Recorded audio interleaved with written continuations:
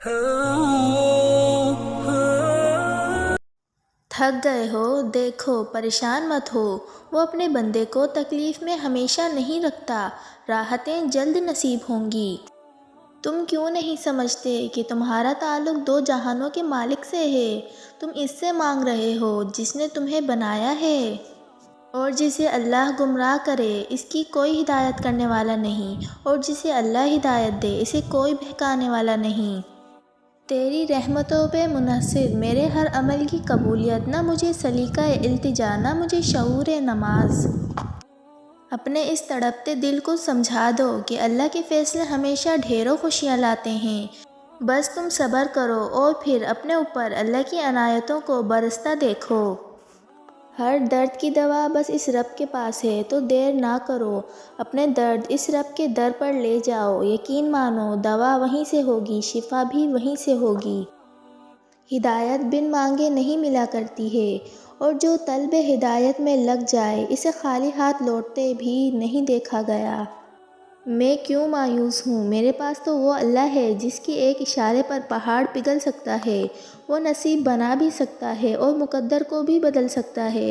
اگر ایسا نہ ہوتا وہ کبھی بھی انسان کو دعا سے آشنا نہ کرواتا۔ میرا تو اس رب پر توکل ہے، بے شک میرا رب ہر چیز پر قادر ہے۔ جن کو اللہ پاک سے مانگنے کی عادت ہو وہ کبھی خالی ہاتھ نہیں رہتے۔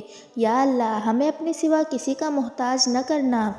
رسول اللہ صلی اللہ علیہ وآلہ وسلم نے فرمایا، ان موقعوں پر دعا مانگو، رد نہیں ہوگی۔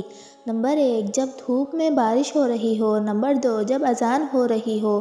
نمبر 3، سفر کے دوران۔ نمبر 4، جمعے کے دن۔ نمبر 5، رات کو جب آنکھ کھلے۔ نمبر 6، مصیبت کے وقت۔ نمبر 7، فرض نمازوں کے بعد۔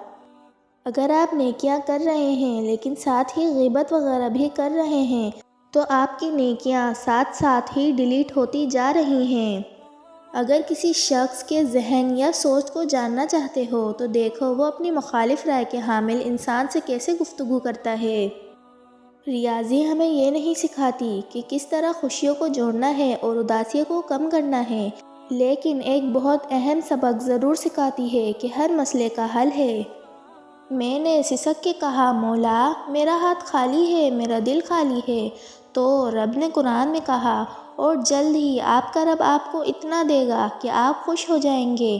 میرے سارے غم دھل گئے، دل ہلکا پھلکا ہو گیا، کیونکہ بات رب کی تھی، اور رب کی بات سے سچی بھلا کس کی بات ہو سکتی ہے؟ جو چاہے اس سے مانگ لو، ناممکن آپ کے لیے ہے، اس پاک ذات کے لیے تو نہیں۔ وہ تو دینے پر قادر ہے، وہ بھی جو ساری دنیا کے لیے ناممکن ہے۔ دین کے اندر جو بھی نیا کام ایجاد کیا جائے اس کا نام بدعت ہے۔ ہر بدعت گمراہی ہے، اور ہر گمراہی جہنم کی آگ میں جلنے والی ہے۔ دنیا چاہے جو بولے، آپ اپنا درد اس کے سامنے رکھ دو، اس پاک ذات کے سامنے۔ ہر اس درد کو بیان کر دو جو اندر کہیں آپ کو اذیت میں مبتلا کیے ہوئے ہے۔ یقین مانو اس سے بڑا مرہم رکھنے والا کوئی نہیں۔ ایسا کبھی بھی نہیں ہوا جب آپ خود کو توڑ کر اپنے رب کے حضور جائیں اور اللہ آپ کو روتے ہوئے تنہا چھوڑ دے۔ آپ کا رب البدیع ہے، وہ آپ کو مکمل طور پر جوڑ دے گا۔ کبھی بھی خود کو تنہا محسوس نہ کریں۔ جس مقام پر زندگی ختم ہوتی محسوس ہوتی ہے، در حقیقت وہ نئی زندگی کی شروعات ہوا کرتی ہے۔ ہر مشکل کے بعد آسانی ہے۔ جب آپ اس مشکل سے نکل جائیں گے تو خود میں طاقت اور صبر پائیں گے، خود کو مضبوط پائیں گے۔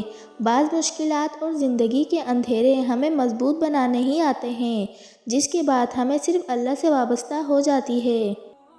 دنیا کے لیے غمگین نہ ہو، ہم دنیا کے لیے نہیں بنائے گئے ہیں، ہم جنت کے لیے بنائے گئے ہیں۔ یہ دنیا تو بقدر ضرورت ہمارے قدموں میں ڈالی گئی ہے، اور ہم یہاں مسافر کی طرح چند ساتھ ٹھہرنے کے لیے آئے ہیں، اور ہمارا حقیقی گھر جنت ہے جہاں ہم نے واپس لوٹ جانا ہے۔ کچھ ایسے بن جاؤ کہ لوگ تمہیں دیکھ کر تمہاری تربیت کرنے والوں کے لیے دعا کریں۔